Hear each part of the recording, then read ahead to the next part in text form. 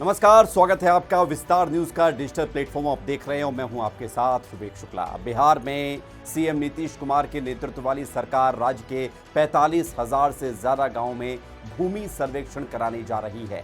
ये भूमि सर्वेक्षण आखिर क्या होता है, इसको लेकर भी आपको विस्तार से बताएंगे, लेकिन पहले आप ये जान लीजिए कि भूमि सर्वेक्षण की खबर सामने आने के बाद अब सियासी माहौल गरमाया हुआ है। दरअसल सवाल ये उठ रहे हैं कि इस सर्वे से फायदा क्या होगा, गांव के जिन लोगों के पास जमीन नहीं है उनका क्या होगा। आज हम आपको इस सर्वे से जुड़ी हुई सारी बातें बताने जा रहे हैं, तो सुन लीजिए ध्यान से। हुआ यह है दरअसल कि बिहार में बीते 20 अगस्त से ही लैंड सर्वे शुरू हो गया है, लेकिन आम ग्रामीण लोगों के मन में अपनी जमीन को लेकर कई तरह के सवाल उठ रहे हैं।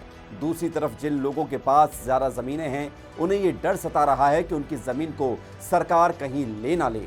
वहीं कई ऐसे भी लोग हैं जिन्हें भू सर्वेक्षण के नियम कानून समझ ही नहीं आ रहे। वो ये सोच रहे हैं आखिर ये बला क्या है जो सरकार शुरू करने जा रही है। आपको बताते विस्तार से, दरअसल जानकारी के मुताबिक जमीनों का सर्वे होने से उनके मालिकों को मालिकाना हक मिल जाएगा।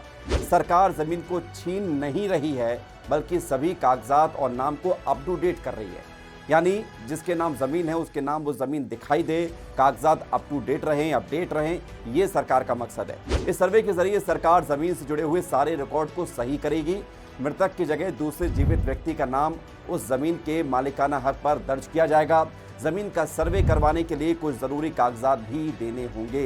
ये कागजात इस बात पर निर्भर करते हैं कि जमीन आपके नाम पर है या आपके परिवार के किसी सदस्य के नाम पर थी। अगर ज़मीन आपके नाम पर है तब तो सब कुछ ठीक है, आपको सिर्फ अपने नाम के कागजात ही देने होंगे। लेकिन अगर ज़मीन आपके दादा दादी, माता पिता या परिवार के किसी और सदस्य के नाम पर थी और अब वो इस दुनिया में नहीं हैं, तो आपको उनके नाम के साथ साथ अपने नाम के भी कागजात दिखाने होंगे। लेकिन सवाल ये है कि मृतक व्यक्ति के नाम पर जो ज़मीन है वो आखिर मिलेगी किसे। ये भी आपको बता दें कि अगर ज़मीन आपके पूर्वजों के नाम पर थी और वो अब इस दुनिया में नहीं है, तो आपको उनके मरने का सबूत देना होगा, यानी मृत्यु प्रमाण पत्र देना होगा। ये सबूत उनकी मृत्यु के प्रमाण पत्र का होगा। इसके अलावा आपको उनके ज़मीन के पुराने रिकॉर्ड भी दिखाने होंगे। साथ साथ खसरा खतौनी की कॉपी भी आपको देनी होगी, जिसे खतियान की कॉपी भी कहा जाता है। लेकिन कुछ लोगों को डर है, जिन्होंने ज़्यादा ज़मीन खरीदी है तो सरकार उनकी ज़मीन क्या वापस ले लेगी, लेकिन ऐसा नहीं है। उन्हें डरने की ज़रूरत नहीं है। अगर आपके पास ज़्यादा ज़मीन है, आपके पास उसके कागजात भी होने चाहिए। साथ ही साथ अगर किसी विवादित ज़मीन को लेकर अदालत का आदेश है तो उसकी कॉपी भी आपको दिखानी पड़ेगी। अगर ज़मीन आपकी है तो आपको एक कागजात देना होगा जिससे ये साबित होगा कि आप ही उस ज़मीन के असली मालिक हैं। इसके अलावा आपको अपना आधार कार्ड भी देना होगा। सभी कागजात की फ़ोटोकॉपी जमा करानी होगी। आप ऑनलाइन या ऑफलाइन किसी भी तरीके से लैंड सर्वे के लिए आवेदन कर सकते हैं। इसके लिए आपको बिहार सरकार की राजस्व एवं भूमि सुधार विभाग की वेबसाइट पर जाना होगा। यहां आपको ज़मीन के सर्वे का आवेदन फॉर्म मिलेगा।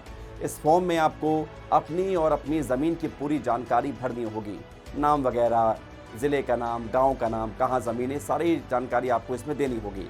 इस दौरान ही आपको कुछ ज़रूरी डॉक्यूमेंट्स भी अपलोड करने होंगे। साथ ही आप बिहार सर्वे ट्रैकर मोबाइल ऐप को भी डाउनलोड कर सकते हैं। इस तरह आप घर बैठे भी इसके लिए आवेदन कर सकते हैं।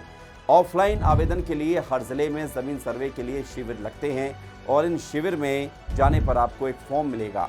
जैसा फॉर्म आपको ऑनलाइन मिला है वैसा ही फॉर्म आपको यहाँ मिलेगा। इस फॉर्म में आपको अपनी अपनी ज़मीन की सारी जानकारी भरनी होगी। इसके साथ ही आपको दस्तावेज़ भी इसमें संलग्न करने पड़ेंगे, यानी कि दस्तावेज़ों के साथ उस फॉर्म को जमा करना होगा। आवेदन करते समय आपको 2 मुख्य फॉर्म भरने होते हैं। इस तरह से सर्वे की प्रक्रिया आगे बढ़ती है और यही सर्वे की प्रक्रिया शुरू कराने जा रही है बिहार की सरकार। तो डरने वाली बात बिल्कुल नहीं है।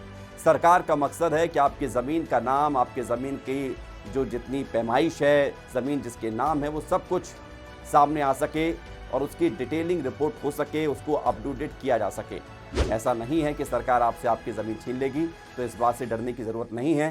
हालांकि कुछ विवादों वाली ज़मीन या जिन ज़मीनों पर विवाद ज़्यादा होते हैं उसको लेकर ज़रूर पशुपेश की स्थिति में आखिर वो ज़मीन का क्या होगा, लेकिन सरकार की नीयत है कि ज़मीनों का जो पूरा रिकॉर्ड है वो डिजिटल तौर पर सामने आ सके और उसे अपडेट कराया जा सके।